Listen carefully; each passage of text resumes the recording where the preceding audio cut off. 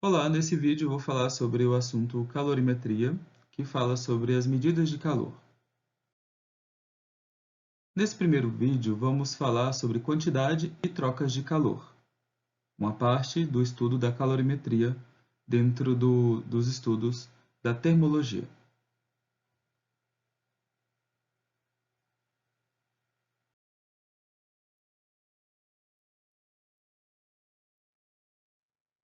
Vamos pensar a princípio em alguns problemas que acontecem no nosso dia a dia.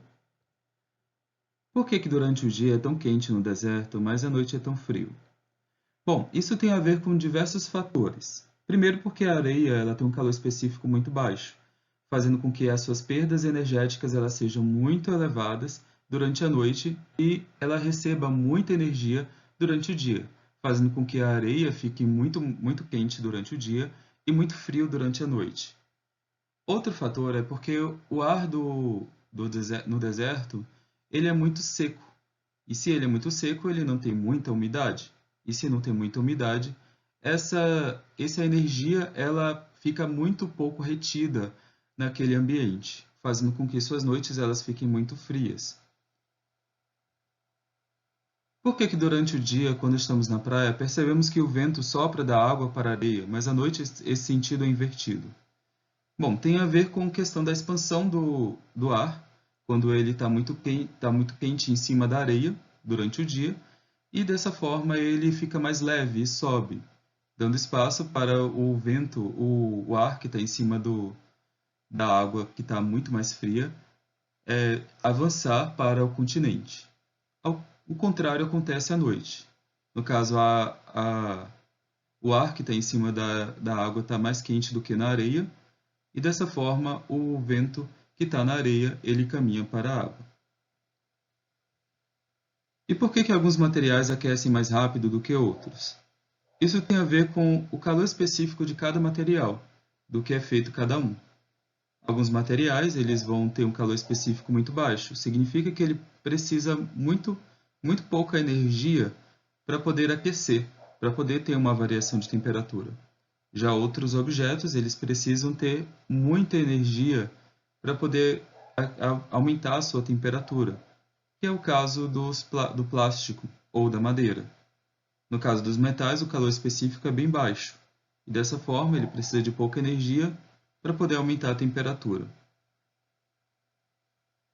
Vamos ver todos esses conceitos: calor específico, expansão do ar, capacidade térmica, entre outros fatores, nos próximos capítulos. A princípio, vamos falar sobre o calor. Eu já falei para vocês sobre o que é o calor nas aulas anteriores, mas vamos fazer uma recapitulação. Calor é energia térmica em trânsito. O que isso significa? Que calor é uma energia que está em movimento de um ponto do corpo para outro ponto, ou que está passando de um corpo para outro corpo. Calor não é energia contida. Energia contida chamamos de energia térmica, no caso da energia relacionada com os fenômenos térmicos.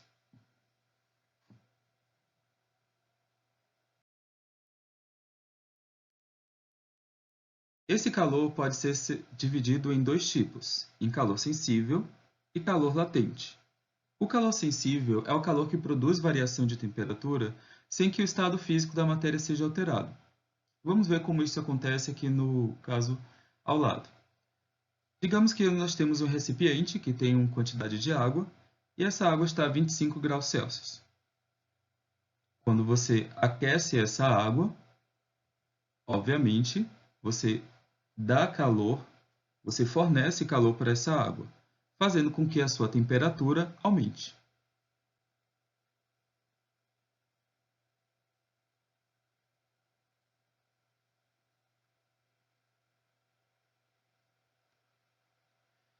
Quando essa água ela chega na temperatura de 100 graus Celsius, ela para de aumentar a sua temperatura.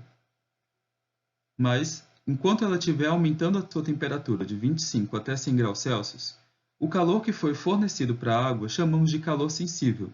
Foi a energia necessária para variar a temperatura, só que não causou uma mudança do estado físico da matéria. A água, quando ela chega a 100 graus Celsius, ela começa a mudar o seu estado físico, ou seja, passar do estado líquido para o estado gasoso. Chamamos esse ponto de ebulição da água. Então é nesse momento que a água começa a ferver, a borbulhar, e assim começa a vaporizar-se. Nesse caso, a energia que está sendo fornecida quando a água já chega nessa temperatura de 100 graus Celsius, chamamos de calor latente. O calor que modifica o estado físico da matéria, mas não altera a sua temperatura. Então teremos dois tipos de energia que está sendo transferida de um corpo para outro. Uma energia que apenas muda a temperatura e uma outra energia que apenas muda o estado físico da matéria. É tudo energia. Portanto, no entanto, cada uma vai ter uma função diferente. A unidade de medida de calor vamos chamar de calorias. A energia é medida em joules, na verdade. Como calor também é uma forma de energia, possui a mesma unidade. Então, também podemos utilizar os joules para medir a energia relacionada ao calor. Por motivos históricos e práticos, também usamos a outra unidade, a caloria. Podemos converter essas unidades de energia. Uma caloria equivale a 4,18 joules aproximadamente.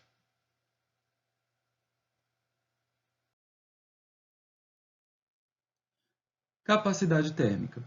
A capacidade térmica é a quantidade de calor necessária para elevar 1 grau Celsius a temperatura de um corpo, ou seja, a capacidade térmica é um valor relacionado ao material, ao objeto, e não ao tipo de material do qual ele é feito.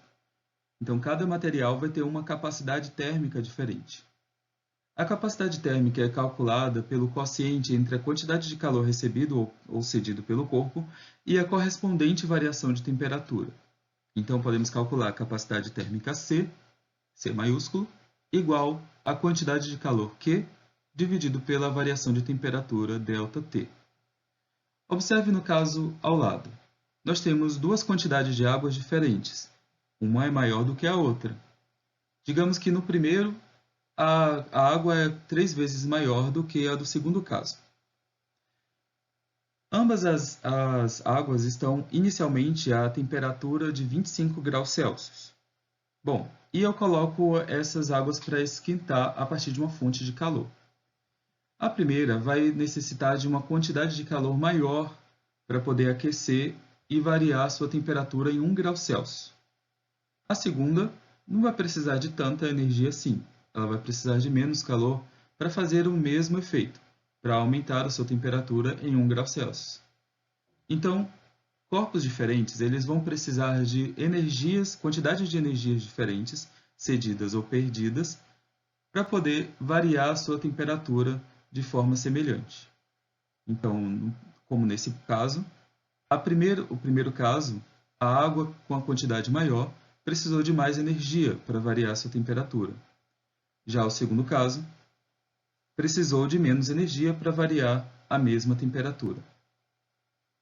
Então, podemos dizer que essas duas quantidades de água têm capacidades térmicas diferentes, e a primeira tem uma capacidade térmica maior do que a segunda.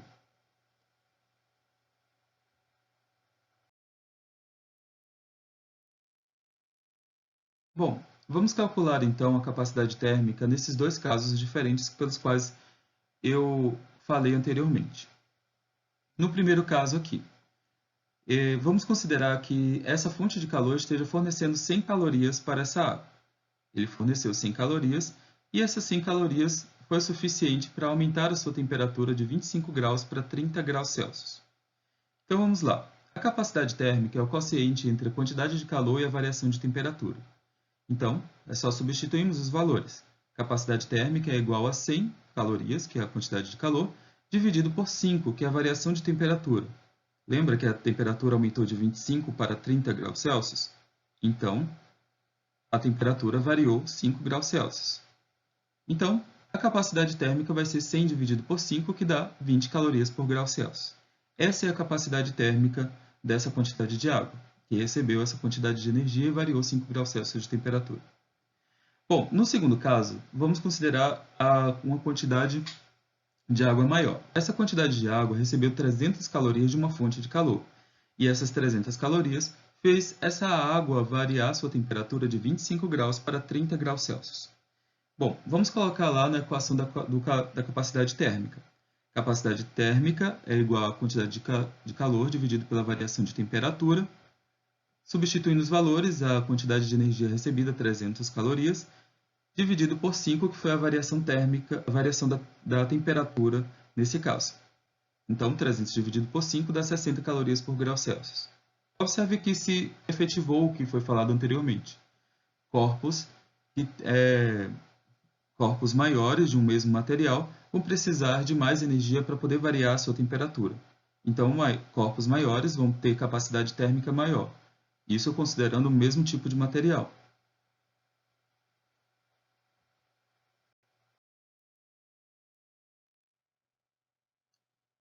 Vamos falar de calor específico agora. Calor específico é a quantidade de calor necessária para elevar em 1 grau Celsius a temperatura de uma unidade de massa de um determinado material. Ou seja, aqui nesse caso do calor específico, estamos falando de energia necessária para elevar a 1 grau Celsius de um determinado material. Então, ao contrário da capacidade térmica, que se refere ao objeto específico, o calor específico ele se refere ao tipo de matéria pelo qual você está aquecendo ou resfriando. O calor específico ele é calculado pela seguinte expressão. C minúsculo, que é o calor específico, vai ser igual à quantidade de calor, representado pela letra Q maiúsculo, dividido pela massa, representado pela letra M, vezes a variação de temperatura, representada por ΔT. Vamos ver aqui como é que funciona esse caso do calor específico. Nós temos aqui 3 tipos de materiais diferentes. Temos aqui 100 gramas de água, 100 gramas de óleo e 100 gramas de álcool. Todos esses materiais eles têm um calor específico diferente. Então, eles vão necessitar de energias diferentes para poder variar a sua temperatura numa mesma quantidade. A água, por exemplo, 100 gramas de água vai precisar de 100 calorias para aumentar 1 grau Celsius de sua temperatura. Nesse caso, que eu estou colocando de 25 para 26 graus. No segundo caso, o óleo, 100 gramas de óleo, não vai precisar de 100 calorias, vai precisar de menos. Vai precisar de 40 calorias para aumentar a mesma temperatura, a mesma quantidade de temperatura, de 25 para 26 graus. O álcool também vai precisar de uma quantidade de energia diferente. O álcool vai precisar de 60 calorias para aumentar sua temperatura em 1 grau Celsius. Então, observe que cada material vai precisar de uma quantidade diferente de energia para poder aumentar a sua temperatura, ou diminuir a sua temperatura, no caso de resfriamento. Vamos então utilizar o cálculo do calor específico para encontrar o valor do calor específico de cada um desses casos que eu apresentei anteriormente. No primeiro, eu falei que a água tinha recebido 100 calorias e aumentou 1 grau Celsius de temperatura. Vamos colocar isso na equação do calor específico. Calor específico é igual a Q dividido por M vezes ΔT. Então, a quantidade de calor é 100, e embaixo nós temos a massa, que é 100 gramas, vezes a variação de temperatura, que foi 1. De 25 para 26 graus Celsius aumentou 1 grau, então a variação foi 1 grau Celsius. Então, o calor específico vai ser 100 dividido por 100 vezes 1, 100 vezes 1 dá 100, 100 dividido por 100 dá 1. Então, o calor específico da água é 1 caloria por grau Celsius. No segundo caso, o óleo, nós temos aqui que foi necessário 40 calorias para aumentar a temperatura de 25 para 26 graus Celsius, uma quantidade de 100 gramas de óleo. Colocando na expressão do calor específico, nós temos quantidade de calor, 40, dividido por 100, que é a massa do óleo, vezes 1, que é a variação de temperatura, de 25 para 26 graus. Multiplicando embaixo 100 vezes 1, que dá 100, e dividindo 40 por 100, vai dar 0,4 calorias por grau Celsius. E esse é o calor específico do óleo.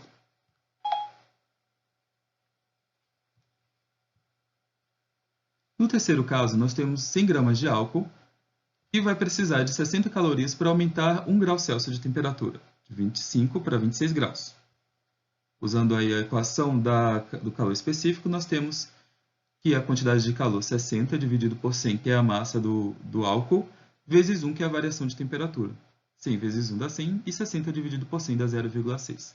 Então, o calor específico do álcool é 0,6 calorias por grama grau Celsius.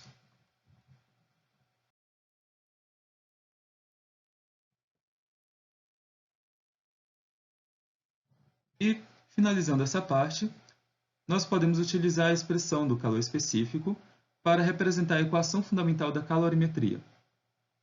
Então, como C, que é o calor específico, igual a Q dividido por M vezes ΔT, nós temos, então, uma equação para calcular a quantidade de calor que foi transmitida, que foi passada de um corpo para outro, e em determinada situação, de determinado material que tem determinada massa.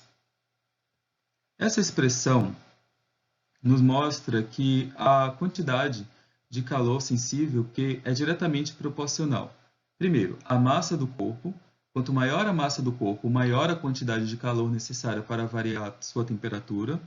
Segundo, é diretamente proporcional ao calor específico, ou seja, quanto maior o calor específico, maior a quantidade de calor necessária para variar sua temperatura. E terceiro, é diretamente proporcional à variação da temperatura. E quanto maior a variação de temperatura que deseja obter de um corpo, maior a quantidade de calor que se deve fornecer. Vamos aqui a um exercício de fixação. Um objeto metálico de massa 100 gramas recebe 2.000 calorias de energia de uma fonte de calor, fazendo-o aquecer de 20 para 60 graus Celsius. Qual o calor específico desse objeto? Bom, vamos utilizar aquela expressão fundamental da calorimetria. Se eu quero o calor específico, então eu posso isolar ele de um lado da equação e calcular utilizando todos os valores de quantidade de calor, massa e variação de temperatura. A quantidade de calor observada na questão foi de 2.000 calorias. A massa desse objeto metálico é de 100 gramas. Calor específico é o que a gente quer encontrar. E 40 graus é a variação de temperatura, porque variou de 20 para 60 graus Celsius, então aumentou 40 graus Celsius. Bom, multiplicando desse lado aí 100 vezes 40 vai dar 4.000. E passando esse 4.000 para o lado esquerdo, só que dividindo, vai ficar 2.000 dividido por 4.000. Então, nós temos, finalmente, que o calor específico é 0,5 calorias por grama grau Celsius.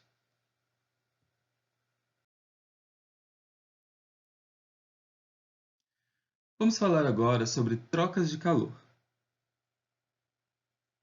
Num sistema de vários corpos termicamente isolados do meio externo, a soma das quantidades de calor por eles trocada é igual a zero. Ou seja, significa que o calor que foi dado, ou seja, calor que foi cedido, mais o calor que foi recebido pelo outro corpo, vai ser sempre igual a zero. Vamos ver nesse caso aqui desses dois bonequinhos se abraçando. O primeiro tem uma temperatura maior, de 36 graus. O segundo tem uma temperatura de 35 graus. Nesses dois casos aqui, então, a gente sabe que aquele que tem mais energia é aquele que tem mais temperatura. Então, é o bonequinho laranja que vai passar energia para o bonequinho azul. Então, quem vai ceder calor vai ser o bonequinho laranja, ou bonequinho marrom, né? E quem vai ganhar calor, quem vai receber esse calor, é o bonequinho azul. Então, nesse caso, o bonequinho marrom, vamos colocar aqui como exemplo, né? Que o bonequinho marrom esteja transmitindo 60 calorias para o bonequinho azul.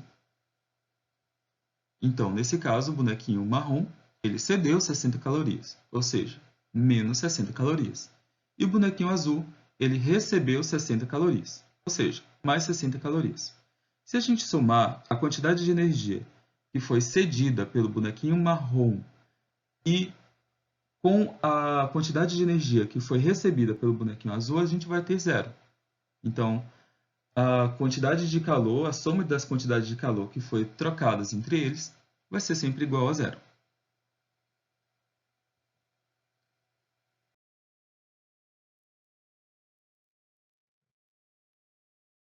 Vamos ver aqui nesse caso. Para um sistema de N corpos, ou seja, de vários corpos, porque nesse caso a gente considerou apenas 2 corpos. Mas e se fossem vários corpos? Como, por exemplo, aqui, 3 pessoas em uma piscina. Essas pessoas, vamos considerar que elas estão isoladas termicamente, ou seja, elas não trocam energia com o meio externo. Tá? É só para considerar mesmo, porque na verdade isso acontece. Bom, considerando que todos os corpos estejam isolados, vamos considerar o seguinte. O bonequinho cinza tem 36 graus Celsius de temperatura, o bonequinho laranja tem 30 graus Celsius, o bonequinho verde tem 37 graus Celsius e a água tem 32 graus Celsius. Então, como o bonequinho preto, o bonequinho cinza, ele tem uma temperatura maior do que o da água, então ele vai perder energia para a água. Então ele vai ceder essa energia, uma parte da sua energia para a água. Então digamos que ele esteja cedendo 50 calorias. Já o bonequinho laranja, ele tem temperatura menor do que o da água. Então é ele que vai receber energia da água. Então digamos que ele esteja recebendo 60 calorias da água. O bonequinho verde, ele tem uma temperatura maior que a da água. Logo, é ele que vai ceder essa energia para a água. Digamos que ele esteja perdendo 80 calorias para a água. Então, significa dizer que o bonequinho cinza, ele perde 50 calorias. O bonequinho laranja, ele ganha 60 calorias. O bonequinho verde, ele perde 80 calorias. E a água, ela está recebendo ou perdendo quanto de energia? Bom, a água está recebendo do primeiro bonequinho 50 calorias. E do terceiro também, recebendo 80 calorias. Então, no total, ela recebe 130 calorias. Mas ela perde 60 calorias para o bonequinho laranja. Então, 130 menos 60 vai dar 70. Então, a água recebeu, na verdade, 70 calorias desses 3 bonequinhos juntos. Então, se eu somar todas essas energias, menos 50 mais 60 dá 10. 10 menos 80 dá menos 70. Menos 70 mais 70 vai dar 0, que é o que a gente comprovou inicialmente, que a soma das energias trocadas entre os corpos vai ser sempre igual a 0. Bom, nesse caso, a gente considerou que não havia troca de calor com o ambiente. Mas e se esse ambiente não estivesse termicamente isolado? O que aconteceria? No caso de o sistema não estar termicamente isolado, ou de o calorímetro não ser ideal, devemos levar em conta a troca de calor dos corpos com o ambiente. Então, a gente vai adicionar mais uma energia que foi trocada com o ambiente. Essa energia pode tanto ser recebida pelo ambiente ou perdida para o ambiente. Tá? Então, vamos trocar aqui o caso. Vamos considerar que essas mesmas pessoas estejam perdendo as energias e recebendo energia, no caso do bonequinho laranja, tá? Mas agora eles estão trocando também energia com o meio externo. Então, digamos que o meio externo tenha 25 graus Celsius de temperatura. Então, nós teremos aí um quinto corpo, entre aspas, né? Que vai haver trocas de energia. Bom, então, no primeiro caso, nós vamos considerar que todo esse sistema, né, os bonequinhos mais a água, estejam perdendo 40 calorias para o meio externo. Tá? Isso porque que ele está perdendo. Por que a água está perdendo energia para o meio externo? Porque a água está mais quente, está uma temperatura maior do que o ambiente, né, o meio externo. Bom, então nós temos agora mais uma energia a ser considerada, mais um corpo a ser considerado. Primeiro, nós temos o primeiro corpo, o corpo cinza, que está perdendo 50 calorias. O segundo corpo está ganhando 60 calorias. O terceiro corpo está perdendo 80 calorias. A água, ela está ganhando 30 calorias, porque ela está perdendo 40 calorias para o ambiente e está perdendo 60 calorias para o bonequinho laranja. Então, ela perde no total 100 calorias. Mas ela ganha do primeiro e do terceiro bonecos 130 calorias. Ou seja, no total, a água está ganhando 30 calorias. E, por fim, nós temos aqui que o meio externo está ganhando 40 calorias. Então, se a gente somar todos esses valores, menos 50 mais 60, menos 80, mais 30, mais 40, isso aqui nos dá zero. Então, observe que, mais uma vez, o nosso sistema, a nossa soma das energias trocadas entre os corpos vai dar zero.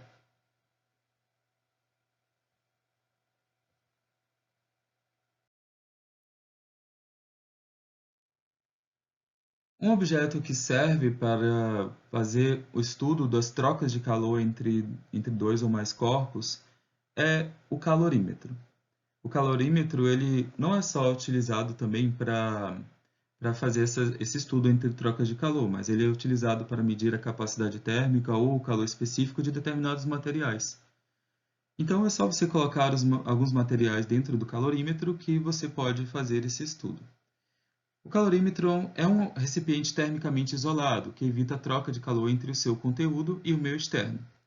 No entanto, em princípio, um calorímetro que não deveria trocar calor entre o seu conteúdo e o meio externo, mas na prática isso ocorre, porque nem todo material é perfeito. Portanto, em alguns casos, vamos considerar a capacidade térmica do calorímetro no equacionamento da troca de calor.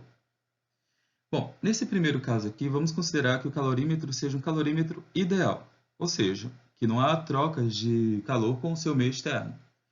Bom, vamos colocar um objeto de 10 graus Celsius de temperatura, uma bolinha de 10 graus Celsius, dentro de um recipiente com água a 50 graus Celsius. A gente vai tampar esse calorímetro. A tampa do calorímetro ele tem um termômetro. Esse termômetro ele vai estar, a princípio, a 50 graus Celsius, né? Porque é a temperatura inicial da água. Só que com as trocas de calor existentes entre a água e a bolinha, nós vamos ter aqui uma perda de calor da água. E assim o termômetro ele vai medir uma temperatura um pouco menor. Então, consideramos que a água ela saiu de 50 para 40 graus Celsius. Ou seja, no momento em que esse sistema da água mais a bolinha estejam em equilíbrio térmico, ou seja, eles estão à mesma temperatura, a gente pode medir a quantidade de energia que foi trocada entre a água e a bolinha, podendo, consequentemente, calcular qual é o calor específico dessa bolinha, ou outras formas, outras variáveis que existem na equação fundamental da calorimetria.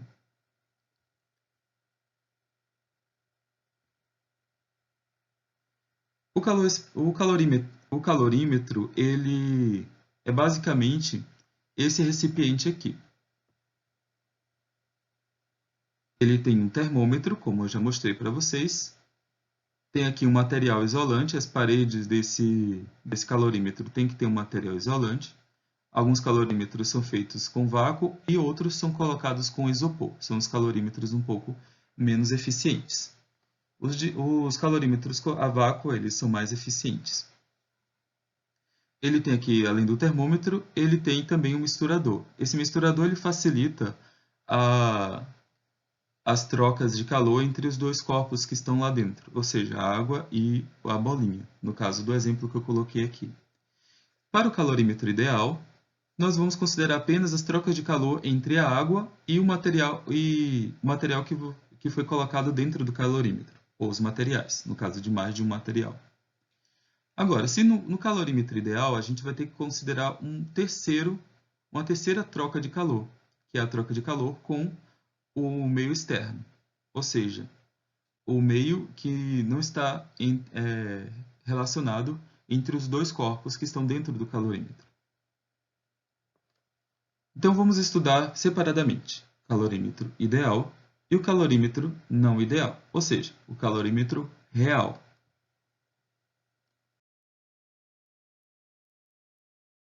Vamos primeiro estudar o calorímetro ideal, ou seja, as trocas de calor ocorrem apenas entre os dois corpos que estão dentro do calorímetro. Nesse caso, a água e uma bolinha. Vamos considerar inicialmente que a água que tenha 400 gramas de massa de água dentro desse calorímetro. E essa água esteja a 50 graus Celsius. A bolinha que vai ser colocada aí dentro, ela tem inicialmente uma temperatura de 10 graus Celsius. E essa bolinha tem uma massa de 200 gramas. Vamos colocar a bolinha mergulhada na água e fechar o calorímetro. Nesse caso, haverá trocas de calor entre a bolinha e a água, como já mencionei para vocês anteriormente, e dessa forma a temperatura ela vai ser reduzida. Vamos considerar que nesse caso a temperatura tenha sido reduzida de 50 para 40 graus Celsius. Utilizando lá a equação para o calorímetro ideal, a quantidade de energia, a quantidade de calor da água, mais a quantidade de calor da bolinha é igual a zero. Nesse caso, utilizando a equação geral da equação fundamental da calorimetria para cada um dessas quantidades de calor, a quantidade de calor da água é a massa da água vezes o calor específico da água vezes a variação da temperatura da água, mais a massa da bolinha vezes o calor específico da bolinha vezes a variação da temperatura igual a zero. A massa da água é 400 gramas, o calor específico da água é 1. A variação da temperatura da água foi menos 10, porque foi de 50 para 40 graus Celsius, então diminuiu 10 graus Celsius. Mais a massa da bolinha, que é de 200 gramas, vezes o calor específico da bolinha, que é o que eu quero saber, vezes a variação da temperatura da bolinha. A bolinha inicialmente estava a 10 graus Celsius e ela equilibrou com a água a sua temperatura a 40 graus Celsius, ou seja, ela aumentou de 10 para 40 graus Celsius a sua temperatura. Então, a variação da temperatura foi de 30 graus Celsius. Fazendo a resolução dessa expressão numérica, nós temos 400 vezes 1 vezes menos 10 vai dar menos 4.000. Mais 200 vezes CB vezes 30 vai dar 6.000 CB. Então, nós passamos o menos 400 para a direita, ficando positiva, e passamos o 6.000, que está multiplicando com CB, para a direita, só que dividindo com 4.000, ficando dessa forma. 4.000 dividido por 6.000, nós temos então que o calor específico da bolinha é igual a 0,33 calorias por grama grau Celsius. Agora vamos para um experimento em que há o calorímetro real. Ou seja, agora a gente vai estar considerando as trocas de calor com o próprio calorímetro ou com o meio externo. Nesse caso, vamos usar uma outra bolinha, também a temperatura inicial de 10 graus Celsius. Essa bolinha tem 200 gramas e a água que está dentro do calorímetro tem 160 gramas. E essa água está a 50 graus Celsius inicialmente. Vou colocar a bolinha dentro da água, mergulho essa bolinha dentro da água e depois eu fecho o calorímetro. A temperatura que ele vai medir inicialmente é de 50 graus Celsius, que é a temperatura da água. Após um tempo, haverá trocas de calor entre a água e a bolinha. A água vai ceder calor para a bolinha, fazendo com que a água diminua a sua temperatura para 30 graus Celsius, nesse exemplo. Nesse caso, vamos considerar a soma da quantidade de calor da água mais a quantidade de calor da bolinha mais a quantidade de calor fornecida para o ambiente. Ou seja, a soma dessas três quantidades de calor vai ser igual a zero. Bom, a quantidade de calor da água, utilizando a equação fundamental da calorimetria, é a massa da água vezes o calor específico da água vezes a variação da temperatura, mais a quantidade de calor da bolinha, que é a massa da bolinha vezes o calor específico da bolinha vezes a variação de temperatura, mais a quantidade de calor perdida para o ambiente. Essa soma é igual a zero. Substituindo os valores que estão presentes nesse exemplo, a massa da água é 160 gramas. O calor específico da água é 1 e a variação da temperatura da água foi menos 20 graus. Saiu de 50 para 30, então reduziu 20 graus Celsius. A massa da bolinha é 200 gramas, vezes o calor específico da bolinha, que é 0,7, que é o que eu estou considerando. O calor específico da bolinha é igual a 0,7 nesse caso, vezes a variação da temperatura.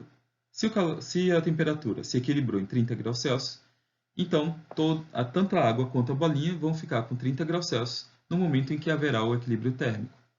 Então, a bolinha aumentou a sua temperatura de 10 para 30 graus Celsius, ou seja, teve uma variação de 20 graus Celsius. Continuando, mais a quantidade de calor fornecida perdida para o ambiente igual a zero. Está um pouquinho escondido aqui, mas esse valor que está aqui é zero. Então, fazendo as contas, 160 vezes 1 vezes menos 20 vai dar menos 3.200. Mais 200 vezes 0,7 vezes 20 vai dar 2.800, mais a quantidade de calor do ambiente, fornecida ao ambiente, igual a zero. Fazendo as contas aí, menos 3.200 mais 2.800 vai dar menos 400. Esse menos 400 passa para a direita com o sinal positivo, ficando então a quantidade de calor fornecida ao ambiente igual a 400 calorias.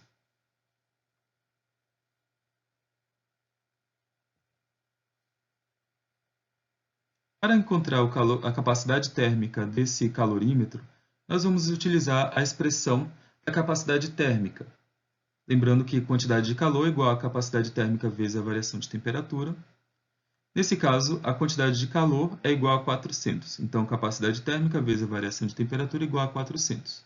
A variação de temperatura do calorímetro foi a mesma variação de temperatura da água. Então, a temperatura do calorímetro estava inicialmente em 50 graus Celsius e reduziu para 30 graus Celsius, tendo uma variação de 20 graus Celsius. Substituindo ali a variação de temperatura por 20, nós temos então 400 dividido por 20, enfim, que a capacidade térmica desse calorímetro foi de 20 calorias por grau Celsius. Então, nós podemos utilizar essa expressão das trocas de calor para poder encontrar a capacidade térmica do calorímetro, utilizando-se de dois materiais com calores específicos já conhecidos.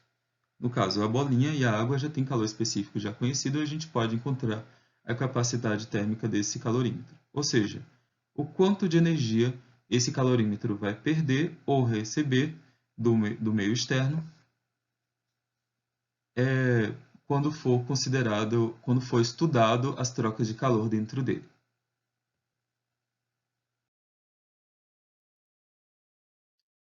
E todos vocês têm um calorímetro dentro de casa, que é a garrafa térmica. Provavelmente você tem uma garrafa térmica dentro de casa. E esse calorímetro é como? Como é que é dentro dessa garrafa térmica? A garrafa térmica ela é um